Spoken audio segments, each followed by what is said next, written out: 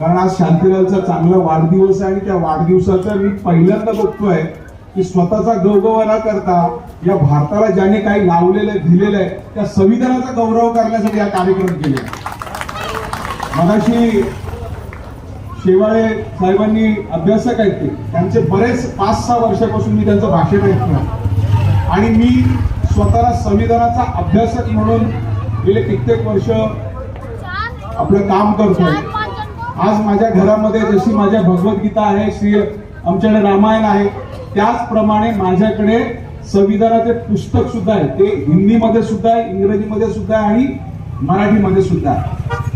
असं हे मी गेल्या कित्येक वर्षापासून संविधानाचं हे करतोय आणि मला इथे सांगायला अतिशय आनंद वाटतो की पहिल्यांदा वाचलं तेव्हा मला संविधान अजिबात कळालं, पण मी काही चिकाटी सोडली नाही. दुसऱ्यांदा वाचलं तेव्हा कुठेतरी असं वाटायला लागलं की बाबा याच्यामध्ये काहीतरी स्वारस्य आहे. आणि जे पहिलं पुस्तक जर मला कोणी दिलं असेल तर ते म्हणजे शांतीलाल बोरुडेने दिलेलं आहे. ते पण माझ्या वाढदिवसाच्या निमित्ताने भेट दिली.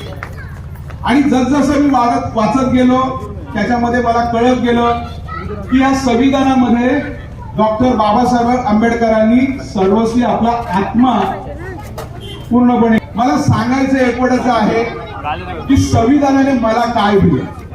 संविधानाने मला दिली लाईट, दिली लाईट. आता लाईट हा इंग्रजी शब्द आहे, त्या इंग्रजीचा अर्थ होतो प्रकाश. तो प्रकाश मला दिला, पण त्या लाईट मधल्या प्रत्येक अक्षराचा अर्थ जर आपण समजावून घेतला ना तर कळेल की संविधान काय आहे. त्या लाईट मधला पहिला यल जो आहे ना, यल, त्याने मला सांगितलंय लव एव्हरीवन. सगळ्यांना प्रेम करा, सगळ्यांवरती प्रेम करा. या भारतामध्ये असलेल्या प्रत्येकावरती प्रेम करा, लव एव्हरीवन.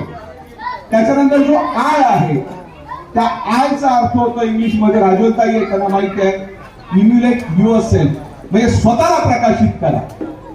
त्याच्यानंतर जो जी येतो तो जी मध्ये फार महत्वाचा आहे, गव्हर्न युअरसेल्फ, स्वतःचं स्वराज्य आणा.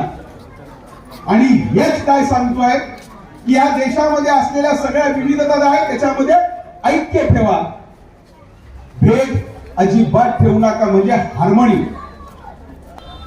हा जो भेद आहे तो दूर करण्याचा ऐक्य ठेवायला कोणी सांगितलं असेल तर ते संविधान सांगितलं. आणि सर्वात जो शेवटी शब्द आहे टी, त्याच्यामध्ये दादा काय सांगितलं माहितीये का, ट्रान्सफॉर्म युअरसेल्फ, स्वतःला बदला. जुन्या ज्या काही विचारसरण्या त्या बदला, हे मला संविधानाने दिलेलं आहे, जी संविधानाने लाईट दिलेली आहे. म्हणून आज मला या ठिकाणी शेवाळे साहेबांचा आदर करतोय की या भारतामध्ये जी लोकशाही आहे त्या लोकशाहीचा एकच आत्मा आहे, म्हणजे सत्तेचं विकेंद्रीकरण करायचं.